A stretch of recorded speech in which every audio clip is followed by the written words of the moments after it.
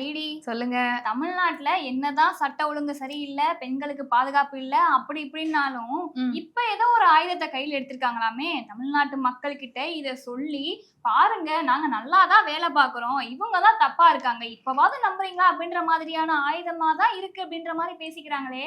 இந்த Kovai metro incident என்ன கதை அது? ஆமா, முன்னாடி சார், அதாவது இந்த எஸ்ஐஆர் பார்த்து கதறிக்கிட்டு இருந்தாங்க, எஸ்ஐஆர் வரக்கூடாது அப்படி இப்படின்ட்டு. ஆனா இப்போ பீகார்ல பார்த்தனா நம்மளுடைய இந்தி கூட்டணி பொக்குன்னு ஒரு அடி வாங்குச்சு இல்லையா? அதை பார்த்ததோ இங்க தமிழ்நாட்டுல எல்லாருக்கும் லைட்டா கலக்கம் வர ஆரம்பிச்சிருச்சு. ஆமா, ஏன்னா நம்ம உடன்பிறப்புகளும் காங்கிரஸோட தான் கூட்டணி வச்சிருக்காங்க அப்படின்றதுனால இங்கேயும் அந்த பொக்கு உளுந்துருமோ அப்படின்றதுனால இப்போ ஒரு மடைமாற்று அரசியல் பண்ணணும். அது ஒரு பக்கம் இருக்க, இன்னொரு பக்கம் சமீபத்துலதான் பிரதமர் மோடி அவர்கள் கோயம்புத்தூருக்கு விவசாயிகளுக்காக உரையாற்றிட்டு போயிருக்காங்க. நீ பார்த்தனா இப்ப டெல்டா பிரச்சனையில விவசாயிகள் எவ்வளவு தூரம் கண்ணீர் விட்டாங்க, அதை கண்டுக்காம இருந்த திமுக அரசு. இன்னொரு பக்கம் மத்திய அரசு விவசாயிகளுக்காக தமிழ்நாட்டுக்கு பேசுறாங்கன்றப்போ மோடி அவர்களுக்கு அந்த அட்டென்ஷன் போயிடக்கூடாது, எல்லாரும் அவங்கள பிரைஸ் பண்ணி பேசிடக்கூடாது அப்படிங்கறதுக்காக இன்னொரு மடைமாற்று அரசியல் அப்படி என்னாலும் வச்சுக்கலாம், நிறைய ரீசன்ஸா மறைக்கணும். அதுக்குதான் இப்ப இவங்க கையில எடுத்திருக்க விஷயம், மதுரை கோவை மெட்ரோ திட்டத்தை மத்திய அரசு நிராகரிச்சுட்டாங்க. சரி சரி, அது ஒரு பக்கம் இருக்கட்டும். இப்ப நீ உன சொன்ன பாத்தியா, பீகார் எலெக்ஷன் நடந்த உடனேயுமே இங்க ஒரு பயம் வந்துருச்சு அப்படின்ற மாதிரி. சோ செல்வ பிறந்தகை அவர்கள் ஒரு விஷயம் பேசியிருக்காராம். இந்த திராவிட மாடல் 2.0 அப்படின்ற புக்கை ஒருத்தர் எழுதியிருக்காரு. அவர் யாருன்னு சொல்லிட்டு நம்ம எல்லாருக்கும் தெரியும்னு நினைக்கிறேன். அவர் எழுதியிருக்காரு. சோ அதுக்காக எல்லாருமே கலந்துப்பாங்க இல்லையா அந்த நிகழ்ச்சியில. அப்ப செல்வ பிறந்தகை என்ன பேசியிருக்காரு அப்படின்னா, எங்களுடைய கூட்டணி அப்படின்றது முட்டை மாதிரிங்க, முட்டை மாதிரி, நாங்க உடையவே மாட்டோம், பிரியவே மாட்டோம் அப்படின்ற மாதிரி ஒரு டைலாக் சொல்லியிருக்காரு. இதை கேட்ட உடனே நம்ம மு க ஸ்டாலின் அவர்கள் என்ன சொல்லியிருக்காரு தெரியுமா? ஆமா, இவர் சொல்றது கரெக்ட் தான், எங்களுடைய கூட்டணி அப்படின்றது இரும்பு கோட்டை மாதிரி, பிரிக்கவே முடியாது அப்படின்ற மாதிரி வீரவசனம் எல்லாம் பேசியிருக்காங்க. என்னதான் இருந்தாலும் அந்த கூட்டணிக்குள்ள என்ன சலசலப்பு இருக்கு அப்படின்றது நமக்கு தெரியாமையா இருக்கு. ஆமா, கூட்டணி பிரச்சனையெல்லாம் விடு, அது என்ன நடக்க போகுதுன்றது தேர்தல் வரப்போ நமக்கு தெரிஞ்சு போயிடும். இப்போ பிரதானமா பேசிட்டு இருக்கிறது இந்த கோவை மதுரை மெட்ரோ விஷயத்தை தான். ஏற்கனவே பல இடங்கள்ல திமுக மத்திய அரசு குற்றம் சாட்டிட்டா மக்கள் நம்மள கேள்வி கேட்க மாட்டாங்க அப்படிங்கிற மாதிரியான ஒரு டெக்னிக்க அவங்க இதுல புரிஞ்சு வச்சிருக்காங்க. அதெல்லாம் கிடையாதுதான். ஏன்னா விவசாயிகள் பிரச்சனை அப்படின்னு வரும்போதே சமீபத்துல முதல்வர் மு க ஸ்டாலின் அவர்கள் எக்ஸ் தளத்துல ஒரு பதிவு போட்டிருந்தாரு. பிரதமர் அவர்களே, நாங்க கதறது உங்களுக்கு கேட்கலையா, எங்க விவசாயிகள் கதறது உங்களுக்கு கேட்கலையா அப்படின்னு. இங்க விவசாயிகள், முதல்வர் அவர்களே நாங்க கதறது கேட்கலையா, எங்களுக்கு ஒரு நியாயமே கிடைக்காதா அப்படின்னு. இப்ப முதல்வர் என்ன பண்றாருன்னா, விவசாயிகள் கதறத நேரா மோடி அவர்களோட இணைச்சு மத்திய அரசோட அந்த பிரச்சனையை கனெக்ட் பண்ணி விட்டுட்டு இவரு எஸ்கேப் ஆயிக்கிறாரு. சோ இப்போ ஓவராலா பாக்குறப்ப மக்கள் எல்லாரும் மத்திய அரசு கிட்டதான் கேள்வி கேட்கிற மாதிரி இருக்குமே தவிர முதல்வரை யாரும் யோசிக்க மாட்டாங்கன்னு அவரோட தப்பு கணக்கு போடுறாரு. இது அவங்களுடைய ஸ்ட்ராட்டஜி. இப்ப எப்படின்னா, நம்ம முதல்வர் கிட்ட கேட்டோம்னா நம்ம மேல தப்புன்றது தெரிஞ்சு போயிருமே, அப்ப நம்ம இவர் மேல பழிய போட்டுருவோம். டைரக்டா அங்க கேட்டாங்க அப்படின்னா அவங்க மேலதானே தப்பா இருக்கும், நம்ம மேல தப்பா இருக்காது அப்படின்ற ஒரு கணக்கை இவங்க போட்டு பிளான் பண்ணி பண்ணிட்டு இருக்காங்க. ஆனா அதுதான் கிடையாது. மக்கள் அந்த அளவுக்கு முட்டாளா இல்ல. நீங்க என்ன பண்றீங்க அப்படின்றது எல்லாருக்குமே தெரிய ஆரம்பிச்சிருச்சு. கரெக்ட் தான். இப்ப இந்த மெட்ரோ பிரச்சனை எடுத்துக்கிட்டேன்னு வையேன், இதை ஆரம்பிச்சது என்னமோ திமுக அரசு தான். மெட்ரோ கோவைக்கும் மதுரைக்கும் வரக்கூடாதுன்னு மத்திய அரசு நிராகரிச்சுட்டாங்க அப்படின்ற ஒரு வார்த்தையை சொல்லியிருக்காங்க. இதுக்கு என்னென்ன மாதிரியான காரணங்கள் சொல்லப்பட்டுச்சுன்னு உனக்கு தெரியும்ல, என்னென்ன காரணங்கள் சொல்ல? அதாவது திமுக நிர்வாகிகளும் திமுக இருக்கக்கூடிய ஊப்பிக்களும் என்ன சொல்றாங்க அப்படின்னா, நாங்க இந்த டிபிஆர் டீடைல் ப்ராஜெக்ட் ரிப்போர்ட் அப்படின்ற ஒரு டாக்குமெண்ட்டை நாங்க அனுப்பிச்சோம் மத்திய அரசாங்கத்துக்கு. அதுல மெட்ரோ சேவை கோவைக்கும் மதுரைக்கும் வேணும் அப்படின்ற டீடைல கொடுத்திருந்தோம், எதுக்காக வேணும் அப்படின்றதையும் கொடுத்திருந்தோம், எத்தனை பேர் இருக்காங்க அப்படின்றதையும் கொடுத்திருந்தோம். ஆனா மத்திய அரசாங்கம் என்ன பண்ணிட்டாங்க அப்படின்னா 20 லட்சம் பேர் தான் இருக்காங்க அப்படின்ற மாதிரி சொல்றாங்க. அது ஒரு பக்கம் இருந்தாலும் இன்னொரு பக்கம் பார்த்த அப்படின்னா, நாங்க கொடுத்துருக்கோம்ல, எங்களுக்கு அதுக்கான நியாயம் வேணும்ல, அப்ப அதை கரெக்டா கொடுங்க. இப்ப இதே மாதிரி பாப்புலேஷன் இல்லைன்னு சொல்றீங்க, ஆனா நீங்க ஆட்சி செய்யற ஒரு சில இடங்கள் இருக்கு பாத்தியா, உதாரணத்துக்கு இந்த இந்தோர், ஆக்ரா, போபால் இந்த மாதிரியான இடங்கள்ல மட்டும் மெட்ரோ இருக்கு, அங்க மட்டும் பாப்புலேஷன் இன்னும் அதிகமாவா இருக்கு, கம்மியா தானே இருக்கு அப்படின்ற மாதிரியான பல விஷயங்களை திமுக நிர்வாகிகளும் திமுக உப்பிகளும் பேசிட்டு தான் இருக்காங்க. மக்கள் இதை கேட்கும் போது எப்படி இருக்கு தெரியுமா? ஆஹா, முதலமைச்சர் நமக்காக எவ்வளவோ விஷயங்கள் பண்றாரே, மெட்ரோ கொண்டு வரும் பாடுபட்டு இருக்காரு, ஆனா மத்திய அரசாங்கம் தான் ஒத்துக்கல போல இருக்கு அப்படின்ற மாதிரியான ஒரு பரவலான செய்தி பரவிட்டு இருக்கு. ஆமா, ஆக்சுவலா என்ன நடந்துச்சு அப்படின்னு பார்த்தோம்னா, மத்திய அரசு இந்த திட்டத்தை நிராகரிக்கல, திருப்பி அனுப்பி இருக்காங்க. ஏன்னா திமுக அரசு சார்பில் அனுப்பப்பட்ட இந்த டிபிஆர்ல எக்கச்சக்கமான எரர் இருக்கு. அதாவது நீ யோசிச்சு பாரு, ஒரு ஸ்டேட் கவர்மெண்ட் ஒரு சென்ட்ரல் கவர்மெண்ட்டுக்கு ஒரு டிபிஆர் அனுப்புறாங்க. அதுல எரர் இருக்கு அப்படின்னா எந்த அளவுக்கு அலட்சியமா அவங்க அதை ப்ரிப்பேர் பண்ணிருப்பாங்க அப்படிங்கறத யோசிச்சு கூட பார்க்க முடியல. உதாரணத்துக்கு சிம்பிளா சொல்லணும்னு வச்சுக்கோ, ஏன் இந்த டிபிஆர்ல நிறைய பாயிண்ட்ஸ் இருக்கு. அதுல குறிப்பிட்டு ஒரு 5 பாயிண்ட் சொல்லணும் அப்படின்னா இதை நம்ம மட்டும் சொல்லல, பாஜகவினுடைய மாநில தலைவரான திரு நயினார் நாகேந்திரன் அவர்களுமே சொல்லியிருக்காரு. இப்போ உதாரணத்துக்கு சொல்லணும் அப்படின்னா, மெட்ரோ ரயில் கோயம்புத்தூர்லயும் மதுரையிலயும் கொண்டு வரப்பட்டுச்சு. முக்கியமா கோயம்புத்தூர்ல கொண்டு வரப்பட்டுச்சுன்னா ஒரு நாளைக்கு சராசரியா 6 லட்சம் மக்கள் பயணிப்பாங்க அப்படின்ற மாதிரி தகவல் சொல்லியிருக்காங்க. இப்போ கோயம்புத்தூரை கம்பேர் பண்ணும்போது சென்னையில பாப்புலேஷன் அதிகம். இவ்வளவு பாப்புலேஷன் இருக்க சென்னையிலேயே ஒரு நாளைக்கு 4 லட்சம் பேர் தான் பயணிக்கிறாங்க.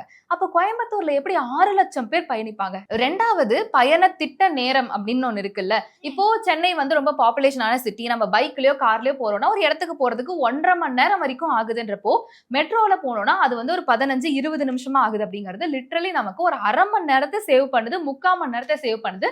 சோ சென்னையில நமக்கு அது தேவை. ஆனா கோயம்புத்தூர் மதுரை மாதிரியான சிட்டிஸ்ல பார்த்தோம் அப்படின்னா ஒரு இடத்துக்கு போறதுக்கு 20 நிமிஷம் ஆகுது அப்படின்னா அதே இடத்த மெட்ரோல போனாலும் நமக்கு ஒரு 15 நிமிஷம் அந்த மாதிரி தான் ஆகுதுங்கிறப்போ ஒரு 2-3 நிமிஷம் தான் சேவ் பண்ண முடியுது. அப்படி பாக்குறப்ப மக்களுக்கு இது ஒரு பெரிய நேர சேமிப்பு கொடுக்கும் அப்படின்னு சொல்ற மாதிரியும் இல்ல. அதுவும் அந்த திட்ட அறிக்கையில எரரா தான் இருக்குன்னு சொல்லியிருக்காங்க. அதே மாதிரி இந்த பாப்புலேஷன் அப்படின்னு சொல்லும்பொழுது 2011 கோவையிலேயும் மதுரையிலேயும் எவ்வளவு மக்கள் தொகை இருந்தாங்களோ அந்த லிஸ்ட் தான் இப்ப அமைச்சிருக்காங்க. 2025 எவ்வளவு பேர் இருக்காங்க அப்படின்றது அதுல நோட் பண்ணவே இல்ல. அது ஒரு எரரா சொல்லப்படுது. அடுத்தது என்ன சொல்றாங்க அப்படின்னா, இந்த காம்ப்ரிஹென்சிவ் மொபைலிட்டி பிளான் சொல்றாங்க. அதாவது என்னன்னா, இந்த கோவை மாதிரி மதுரை மாதிரி இருக்கக்கூடிய மாவட்டங்கள்ல டிரான்ஸ்போர்ட்டுக்கு இந்த போக்குவரத்துக்கு பயன்படுத்துற வாகனங்கள் இருக்கு இல்லையா, பஸ் மாதிரியான வாகனங்கள்ல மக்கள் வந்து பயணம் பண்றதுக்கு போதுமானதா இருக்கு. இதுல மெட்ரோ கொண்டு வந்தோம் அப்படின்னா யூஸே இல்லைங்க, அதுல என்னங்க நமக்கு கிடைக்க போகுது அப்படின்ற மாதிரியான ஒரு கேள்வியை எழுப்பியிருக்காங்க. இது மட்டும் கிடையாது, இப்போ மெட்ரோ கொண்டு வராங்க அப்படின்னா அந்த இடங்கள்ல இருக்கக்கூடிய பல சொத்துக்களை வந்து அப்புறப்படுத்த வேண்டியது இருக்கும். உதாரணத்துக்கு மக்களுடைய வீடுகளை வந்து அப்புறப்படுத்த வேண்டியதா இருக்கும். அப்படி அப்புறப்படுத்தி கொண்டு வந்தா பல மக்களுடைய வயிற்றுல அடிக்கிற மாதிரி இருக்காதா அப்படின்ற மாதிரியான கேள்வியை எழுப்பியிருக்காங்க. ஆமா, மேடைக்கு மேடை வந்து திமுக எங்களுடைய கூட்டணி ரொம்ப ஸ்ட்ராங்கா இருக்கு, நாங்க அப்படி இருக்கோம் இப்படி இருக்கோம் அப்படின்னு சொன்னாலும் வானதி ஸ்ரீனிவாசன் அவர்கள் இருக்காங்க இல்லையா, அவங்க வந்து திமுக ஒரு தவறான விஷயத்த மக்கள் கிட்ட பரப்பிக்கிட்டு இருக்காங்க. முதல் விஷயம், மத்திய அரசு இதை நிராகரிக்கல. இந்த டிபிஆர் ரிப்போர்ட்டை மறுபடியும் இவங்க ப்ராப்பரா ரெடி பண்ணி அனுப்புனாங்கன்னா மெட்ரோ வரதுக்கான வாய்ப்புகள் இருக்கு அப்படின்னு சொல்லியிருக்காங்க. ரெண்டாவது அவங்க சொன்ன விஷயம், கோயம்புத்தூர்லயும் மதுரையிலயும் மெட்ரோ வரும், முதலமைச்சரா திரு எடப்பாடி பழனிசாமி அவர்கள் அதை கொடுப்பாரு உறுதியா அப்படின்ற மாதிரி சொல்லியிருக்காங்க. சோ இன்டைரக்டா பாஜக அதிமுக கூட்டணி எந்த அளவுக்கு ஸ்ட்ராங்கா இருக்கு அப்படிங்கறத போற போக்குல அவங்க ரொம்ப கேஷுவலா சொல்லிட்டு போயிடுறாங்க. சோ இதுல இருந்தே தெரியுது அவங்க கூட்டணி எந்த அளவுக்கு ஸ்ட்ராங்கா இருக்குன்னு. ஆனா இங்க ஊப்பிக்கள் என்ன பண்றாங்க அப்படின்னா, மேடைக்கு மேடை ஏறி திருமாவளவன் அவர்களா இருக்கட்டும், காங்கிரஸ் கட்சியை சேர்ந்தவங்களா இருக்கட்டும், நாங்கெல்லாம் வந்து திமுகவோட ஒண்ணு கொன்னா இருக்கோம் கண்ணு கண்ணா இருக்கோன்ற மாதிரி வசனங்கள் மட்டும் தான் பேசிக்கிட்டு இருக்காங்க. இவ்வளவு ஏன் நம்ம இந்த டெல்டா விவசாயிகள் பிரச்சனைன்னு சொன்னோம் இல்லையா, இத பத்தி கூட இன்னைக்கு பாஜக முன்னாள் மாநில தலைவரான திரு அண்ணாமலை அவர்கள் கேள்வி கேட்டிருக்காரு. இந்த சேமிப்பு கிடங்குகள் இருக்கு, நகராட்சிக்கு நகராட்சி நாங்க வச்சிருக்கோம் அப்படின்ற மாதிரிலாம் முதல்வர் சொல்றாரு. இதுக்கு வெள்ளை அறிக்கை இருக்கா? இந்த விவசாயம் அப்படின்னு வரும்போது 309 கோடி ஒதுக்கி இருக்கோம்னு சொன்னீங்க, அந்த 309 கோடி எங்க போச்சு? அந்த அமௌண்ட் எல்லாம் நீங்க என்ன பண்ணீங்க? இதுக்கான வெள்ளை அறிக்கையை உங்களால கொடுக்க முடியுமான்னு ஒரு பெரிய கேள்வியை கேட்டிருக்காங்க. இப்ப இதே மாதிரி இன்னொரு ஒரு செய்தியும் கேள்விப்பட்டேன். கோவைன்னு சொல்லும் பொழுது கோவையில இருக்கக்கூடிய இந்த காந்தி நகர் இருக்கு இல்லையா, அங்க பணிபுரிஞ்சிட்டு இருக்கக்கூடிய தூய்மை பணியாளர்களுக்கு உணவு வந்து குப்பை வாகனத்துல கொண்டு போனதா ஒரு செய்தி வந்து வெளியாகி இருக்கு. எப்படிங்க இதை எப்படி அவங்க எடுத்து சாப்பிடுவாங்க? தூய்மை பணியாளர்கள் அப்படின்றதுனால அவங்கள தரம் தாழ்த்து பாக்குறீங்களா? அரசு அதிகாரிகள் இங்க சுத்தமா சரியில்லை. இதே மாதிரி உங்களுக்கு வந்து நாங்க இதே மாதிரி வண்டியை கிளீன் பண்ணிட்டு சாப்பாடை சுத்தம் பண்ணிட்டு தான் கொண்டு வந்திருக்கோம், எடுத்து சாப்பிடுங்க அப்படின்னு சொன்னா நீங்க ஒத்துப்பீங்களா அப்படின்ற மாதிரி பல பேர் வந்து பல தூய்மை பணியாளர்கள் கேள்வி எழுப்பிட்டு இருக்காங்க. இதை பார்க்கும்போது சமூக அவலநிலை, அதாவது சமூக நீதி அப்படின்றது செத்து போய் அவலநிலை அப்படின்றது தான் அதிகமாயிட்டு இருக்கு அப்படின்னு சொல்ல தோணுது. ஆமா, ஆனா வந்து திமுக கையில் எடுத்திருக்க ஒரு பெரிய விஷயம் அப்படிங்கிறது என்னன்னா, தூய்மை பணியாளர்களுக்கு நாங்க வந்து அந்த வேணுங்கிற விஷயத்த செஞ்சு தர மாட்டோம், அதுக்கு பதிலா நாங்க வந்து 3 வேளையும் இலவச உணவு கொடுப்போம் அப்படின்னு சொல்றதா இருக்கட்டும். அந்த இலவச உணவு கொடுப்போன்றது எப்படி கொடுக்குறாங்க? குப்பை வண்டியில எடுத்துட்டு வந்து கொடுக்குறாங்க. அண்ட் முன்னாடியே இந்த வீடியோட ஆரம்பத்திலே நம்ம சொன்ன மாதிரி விவசாயிகள் பிரச்சனைன்னு பிரச்சனைன்னு விவசாயிகள் முதல்வர் கிட்ட கதறினா முதல்வர் உடனே மத்திய அரசை குறை சொல்லிடுறாரு. மெட்ரோ பிரச்சனையை பத்தி முதல்வர் கிட்ட கேள்வி கேட்டா உடனே முதல்வர் வந்து அங்க மத்திய அரசு குறை சொல்லிடுறாரு. சோ எப்படியோ நம்ம மத்திய அரசு குறை சொன்னா மட்டும் போதும்பா, நம்ம எஸ்கேப் ஆயிக்கலாம்னு முதல்வர் நினைச்சுக்கிட்டு இருக்காரு. ஆனா தமிழக மக்கள் ரொம்ப தெளிவா இருக்காங்க. இந்த வாட்டி யாருமே எஸ்கேப் ஆக முடியாது அப்படிங்கிறது மட்டும் தெளிவா தெரியுது. இதுல எனக்கு ஒரு கேள்வி வருது. எதுக்கெடுத்தாலும் மத்திய அரசாங்கத்தை குறை சொல்றாங்களே, இந்த 2021 தேர்தல் நடக்கிறதுக்கு முன்னாடி தேர்தல் அறிக்கைன்னு ஒண்ணு போட்டாங்கல்ல, அதுல வாக்குறுதிகள் வந்து நாங்க குடுக்கறோம்னு சொன்னது எல்லாமே மத்திய அரசாங்கத்தை கேட்டா இவங்க பண்ணாங்க. இந்த தூய்மை பணியாளர்களுக்கு வாக்குறுதி கொடுக்கறேன் அப்படின்னு சொல்லி சொன்னாங்க. அந்த வாக்குறுதியும் அதுல இருக்கு. இப்ப மெட்ரோ போடுறோம்னு சொன்னாங்க பாத்தியா, அந்த வாக்குறுதியுமே 445வது வாக்குறுதியா இருக்கு. அதாவது 4.5 வருஷம் ஆயிடுச்சு, 4.5 வருஷமே முடிஞ்சு போச்சு ஆட்சிக்கு வந்து. இப்ப வந்து அதை கையில எடுத்திருக்காங்க அப்படின்னா மக்களை எந்த அளவுக்கு ஏமாத்துறதுக்காக நாங்க பண்றோம்னு சொல்றோம், ஆனா இவங்கதான் பண்ண விட மாட்டாங்க அப்படின்னு சொல்லிட்டு எப்படி திருச்சி மாத்துறாங்கன்னு பாத்தியா? ஆமா, இதுல இருந்து ஒரு விஷயம் நல்லா தெரியுது. என்னதான் இந்த முயற்சிகள் பண்ணாலும் மக்களான நாம எந்த அளவுக்கு அவேரா இருக்கணும் அப்படின்றது மட்டும் ஒரு விஷயம் புரியுது. அதுக்கு நம்ம நிறைய விஷயங்களை தெரிஞ்சுக்கணும், நம்மளை சுத்தி என்ன நடக்குது அப்படிங்கிறது. இதெல்லாம் பத்தி நீங்க என்ன நினைக்கிறீங்க அப்படிங்கறத மறக்காம கமெண்ட்ஸ்ல சொல்லுங்க. உலக தமிழ் சொந்தங்களுக்கு வணக்கம். நான் ராஜவேல் நாகராஜன். பேசு தமிழா பேசு வலையொலியுடைய வளர்ச்சிக்கு நீங்களும் உறுதுணையாக இருக்கணும்னு நினச்சிங்கன்னா இந்த வீடியோடைய டிஸ்கிரிப்ஷனில் இருக்கக்கூடிய ரேசர் பே லிங்கை கிளிக் பண்ணுங்கள். அந்த லிங்க்கில் போயிட்டு உங்களுக்கு விருப்பமான தொகையை பேசு தமிழா பேசுவனுடைய வளர்ச்சிக்கு உங்களுடைய பங்களிப்பாக நீங்கள் கொடுக்கலாம். நன்றி, வணக்கம்.